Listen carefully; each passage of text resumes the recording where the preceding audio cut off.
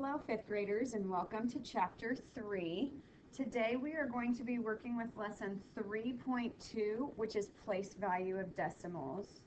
Our essential question, what we will be doing today, is we will be answering how do you read, write, and represent decimals through thousandths.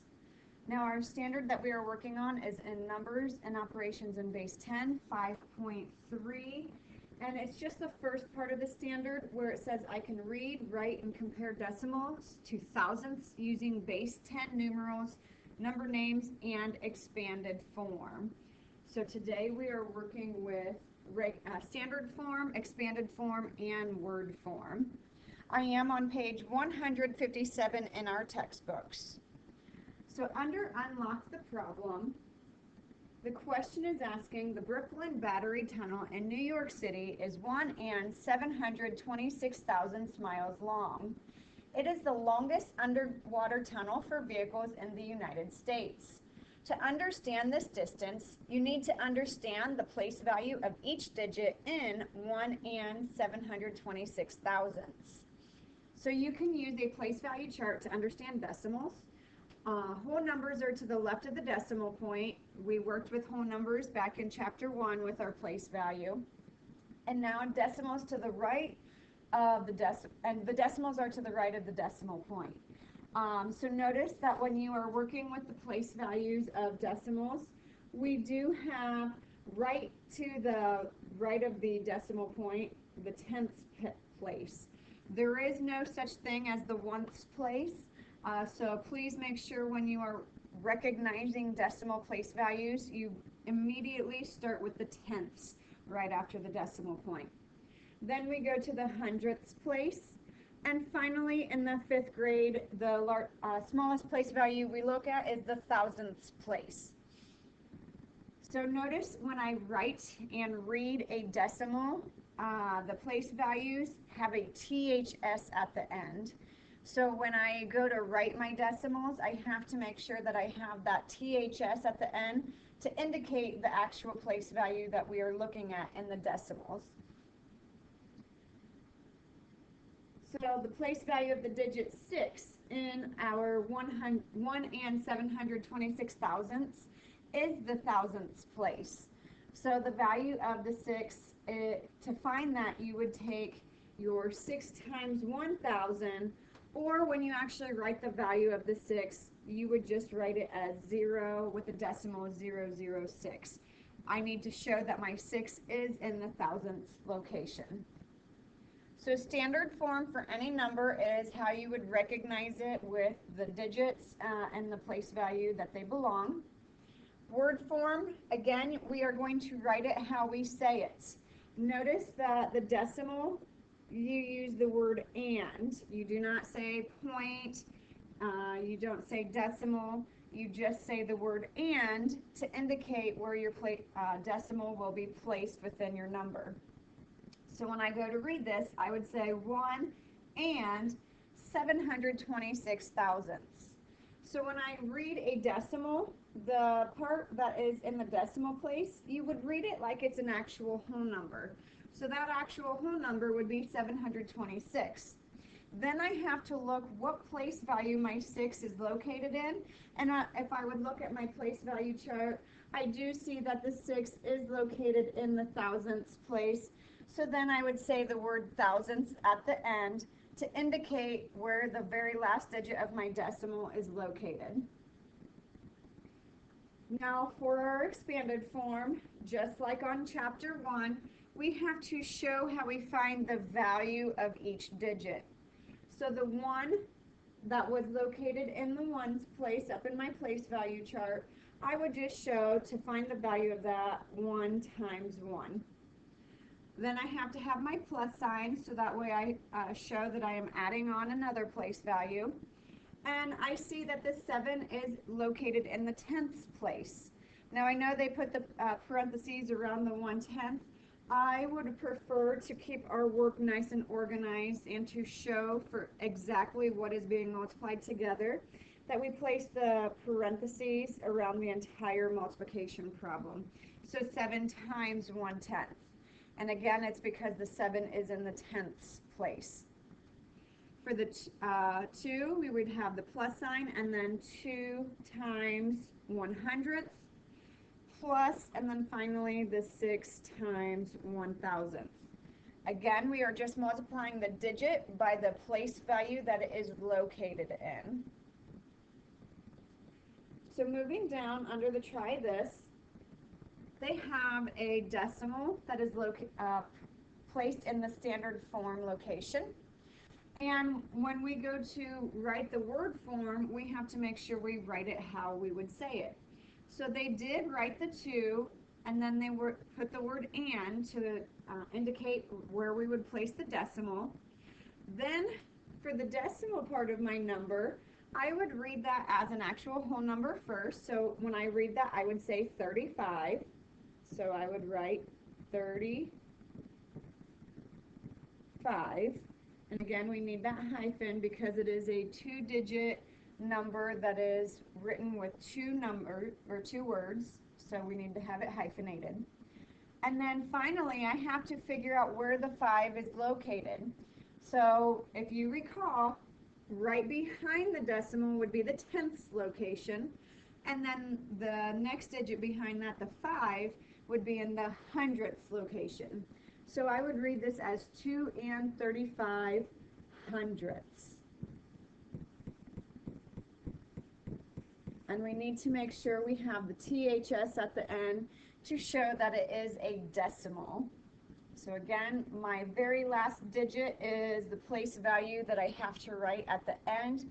That 5 is in the hundredths location, so that's why I wrote hundredths. And next for my expanded form. So I know that the 2 is in the ones place, so I have 2 times 1 plus, now my next digit is a 3, and I have to multiply that 3 by the location that it is in, and I know that the 3 is in the 10ths place, so I would write 1/10, finish off the parentheses, plus, and now my last digit is the 5, and again we said that the 5 was located in the hundredths, so I show that as 1/100. So there's my expanded form for the number 2 and 35 hundredths. Moving on to B, notice we do not know what the standard form is, but we do, however, know the word form.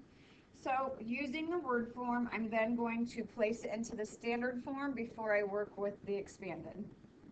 So I have 3 and. So that 3 tells me that it needs to be in the ones place with a decimal right behind it because of the and. Then it says 614 thousandths. So what I need to do is I just need to write the number 614 first.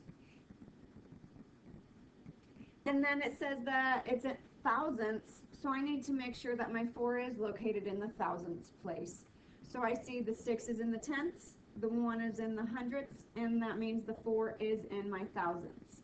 So that is how I would write the standard form for 3 and 614 thousandths.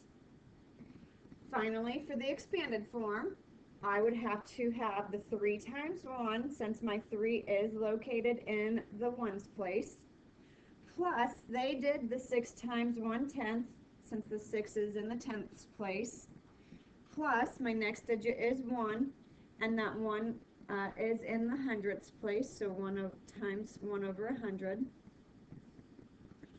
plus the 4 is located in the thousandths place, so 4 times 1/1000ths. So moving on to the next page, we are actually going to skip this because we did not do lesson 3.1, and this is tying lesson 3.1 in with lesson 3.2. So moving under the share and show, and this is on page 159. So I am going to complete my place value chart to show how to find the value of each digit and what the value of each digit would be. So working with this number, I would have 3 and 524 thousandths, and I know to find the value of my 3, I would do 3 times 1, which we know 3 times 1 equals 3.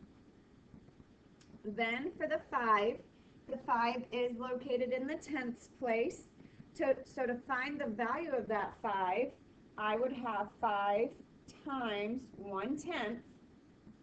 And to show that as a decimal, I would just have 0.5. That 0.5 would be read as 5/10. For the next digit, the 2, to find the value of that 2, I would have to take 2 times 1/100th. And to write the value of it, again, I want that value in decimal form. So I would put 0 with a decimal, and then I have to have a 0 in the 10th spot because I have nothing there. And then the 2 then needs to be in the 100th spot. So the 0 that is in between the decimal and the 2 is just a place value holder to make sure that my 2 is located in the hundredths. Finally, for the 4, again, I know that the 4 is located in the thousandths place. So to show how to find the value, I would take, I would take 4 times 1,000th. And to show how the value of that, I would have a 0 in my ones place, then my decimal, a 0 in my tenths place, a 0 in my hundredths place, to make sure that my 4 is then located in the thousandths place. So now you will have questions like 2, 3, and 4 on your homework where you just have to write the value of the underlying digit.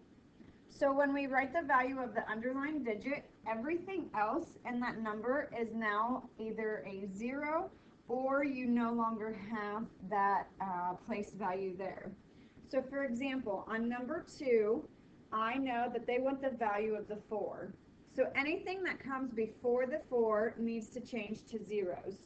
So I would write 0.04. Anything that comes after is dropped off, because I only want to show that my 4 is located in the hundredths position, so I need to show that its value is 4 hundredths.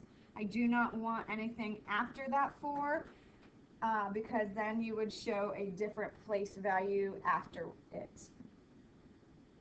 For number 3, I again need to show the value of my underlying digit. So anything that comes in front of that underlying digit is now a 0. So I have 0, decimal, and then I have to have the 2, and anything that comes behind it is just dropped off. For question number 4, again, showing the value of this underlying digit, I would have everything coming in front a 0. So I would put the 0, the decimal point, 0, 0, and then my 4, again because I need to indicate that the 4 is located in the thousandths position. Now for question numbers 5 and 6, they do want us to write the number into other forms. So working with the word form first, again we write a number how we would say it. So if I do not have anything in my ones position, I do not have to say 0 and. When I have a 0 in the ones position, I just start by reading the decimal as the whole number. So I would have 253, and then I see that the 3 is located in the thousandths position, so then I would say thousandths. So finally, my word form would be 253 thousandths. Now when we write that word form, again, make sure the 53 is hyphenated because it is a 2-digit number written by 2 words. And then we also have to make sure that we have the THS at the end of the word thousandths to indicate that this is a decimal. Moving on to the expanded form for number 5, I do not show 0 times 1. I do not have to write that digit that is a 0 times its place value. I would just start with the 2, and I would show that the 2 is in the tenths place, so 2 times 1/10, plus the 5, which is in the hundredths place, so 5 times 100th, plus the 3 that's in the thousandths place, so 3 times 1,000th. Again, make sure that you show the multiplication inside parentheses to keep your work nice and neat and organized. Moving on to number 6. So again, writing the word form, we are going to write this how we would say it. So I would start by the 7 that's in the ones position, and I would say 7 and. Then working with the decimal, when I read the decimal, I read it as a whole number. So I would say 632. And then I see that the 2 is located in the thousandths place, so then I would say thousandths. So my entire word form, 7 and 632 thousandths. Making sure that we have the hyphen in between the 30 and the word 2, and we have the THS at the end. Next, the expanded form. Again, I have to make sure that I have the digit times its place value, and those would be in parentheses, and then in between each set of parentheses I have that plus sign. So I would have 7 times 1 plus 6 times 1/10 plus 3 times 100th plus 2 times 1,000th. So showing that in expanded form, keeping our work nice and neat and organized, having the digit times its place value. Moving on to the on your own, we are going to solve these just like we did for numbers 2, 3, and 4, where anything that comes before the underlined digit is a 0, and anything that comes after the underlined digit is dropped off. So for number 7, I would have the 9 that's located in the hundredths position. So I would say that its value is 9 hundredths. To show that as a decimal, I would place a 0, then my decimal, 0, 9. I see that the 9 is located in the hundredths position, so therefore I would have the value of that underlined digit. For question number 8, the 7 is located in the tenths position, so to write 7/10, I would have my 0, then a decimal, and then my 7, so 7/10.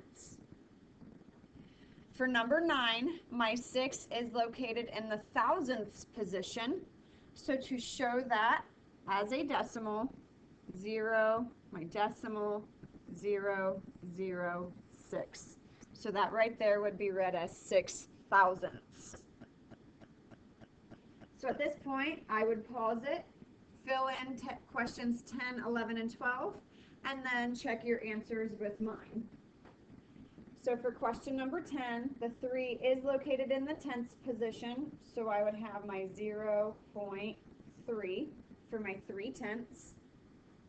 For question number 11, obviously there was only the 2, everything else was a 0, and the 2 is located in my thousandths place, so 0 with my decimal, 0, 0, 2 to show 2 thousandths. And finally, for question number 12, the 1 is located in my thousandths place. Because my whole number is a 2-digit whole number, I do not have to put 0, 0 and then my decimal. 1 0 is perfectly fine to indicate the whole number, and then put your 0, 0, 1. This is to show my 1 located in the thousandths place. Moving on to questions 13 and 14, making sure that we write our number in 2 other forms. So obviously they have standard form for both of them. So I'm first going to work with the word form, and then I will work with the expanded form. So remember, if you do not have a whole number in the ones place, you do not say 0 and, you would just skip over that and then read the decimal. So reading the decimal as a whole number first, I would have 489, and then my 9 is located in the thousandths place, so I would say thousandths. So 489 thousandths. Make sure that the 89 is hyphenated and you have your THS at the end. Now for the expanded form, again, we take the digit times its place value and put that in parentheses. So I have 4 times 1/10 plus 8 times 1/100 plus 9 times 1,000. So moving on to question number 14, writing this in word form, I would say 5 and then read the decimal as a whole number, so 916, and then the 6 is located in the thousands position, so thousandths. So 5 and 916 thousandths. Because 16 is one word, obviously we are not hyphenating it. However, we do again have to make sure we have that THS at the end. And finally, for the expanded form for question number 14, I would have my 5 times 1 plus 9 times 1/10 plus 1 times 1/100 plus 6 times 1,000. So that is how we do our standard form, word form, and expanded form for decimals. Make sure as you are using, doing your homework, you are using any place value charts that you have to help you identify the decimal place values. So moving on to the homework, I am moving on to page 161. For page 161, you are going to be working with the questions 2 through 6. So 2, 3, 4, 5, 6. If you see question number 1, how they answered it 2 different ways, we would prefer that you not write it in the word form. So do not put the 8 and then writing the place value it's located. We would like the answer on Schoology typed in as a decimal. This is because you do have to type in your answer. It is a fill in the blank. And if you would spell the word for the place value incorrectly, they will count it wrong, even if you have the correct place value. It has to be spelled exactly right in order to get the credit. So instead of having you worry about spelling, we just want the digits. I am skipping 7 through 10 and moving on to circling questions 11 and 12. So for number 11, this is going to be on Schoology a multiple choice question because you do have to identify it in word form. So that way we do not have any spelling mistakes. You will just be identifying it in word form using our multiple choice. For question number 12, again, this one is also multiple choice because you are going to be identifying that digit, all those digits with the expanded form. So make sure you see each digit being multiplied by its place value. Moving on to the back of our homework assignment on page 162, you will be answering all questions on page 162. For number 1, you are just going to tell me the digit that is located in the hundredths place. So this answer is a 1-digit answer. You are just identifying which digit is in the hundredths place. For question number 2, they want this number written in word form. So you are going to have a multiple choice question again for this one on Schoology. So make sure you are reading that number how you would say it, and then tell me which one it is written in word form on Schoology. For question number 3, each car on a commuter train can seat 114 passengers. If the train has 7 cars, how many passengers can the train seat? So we do know that we have to find the total number of passengers. So because we have to find the total, we need to take the 114 per train car times the number of cars that there are, and this will tell us how many passengers are located on this train. For question number 4, what is the value of the expression? So this is our order of operations. Remember, please excuse my dear Aunt Sally, or PEMDAS. Remember, multiplication and division, it's whichever one comes first, going from left to right. And addition and subtraction, again, whichever one comes first, going from left to right. For question number 5, Danica has 15 stickers. She gives 3 to one friend and gets 4 from another friend. What expression would match the words? So this is going to be a multiple choice question on Schoology. So remember, finding our keywords to help us write this expression. Gives obviously tells us to take away, and gets means we are receiving more. So find the expression that would match those keywords. For question number 6, there are 138 people seated at the tables in a banquet hall. Each table can seat 12 people. All the tables are full except one. How many full tables are there? So I want to know how many tables have exactly 12 people. So this is an interpreting the remainder question from lesson 2.7. And if I see this, that I want the number of full tables, which means exactly 12 people, I would have to drop the remainder and just use my quotient as my answer. So 138 divided by 12, again, we are going to drop the remainder and use my quotient as my answer. Thanks for listening. If you have any questions, please let either Mr. Reindell or I know. Have a great day.